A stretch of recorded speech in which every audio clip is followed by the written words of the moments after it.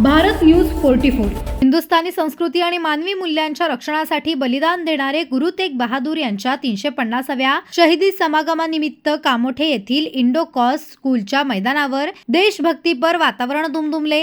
विद्यार्थ्यांनी सुप्रसिद्ध गायक सरताज सिंग यांनी गायलेले हिंद दी चादर हे गीत सामूहिकरित्या सादर केले।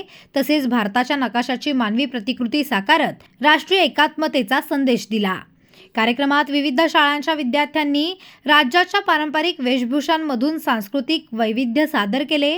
लोकनेते रामशेठ ठाकूर विद्यालयाने पंजाबी, सुधागड एज्युकेशन सोसायटीने वारकरी तर चागुकाना ठाकूर विद्यालयाने दाक्षिणात्य वेशभूषा सादर करत सर्वांचे लक्ष वेधले। याशिवाय स्काउट गाईड, RSP आणि NCCच्या विद्यार्थ्यांनी प्रभावी संचलन करत मान्यवरांना अभिवादन केले। प्रास्ताविकात राज्य समितीचे मुख्य समन्वयक रामेश्वर नाईक यांनी गुरु तेग बहादूर यांच्या बलिदानाची गाथा उलगडत राष्ट्रकार्याची गरज अधोरेखित केली।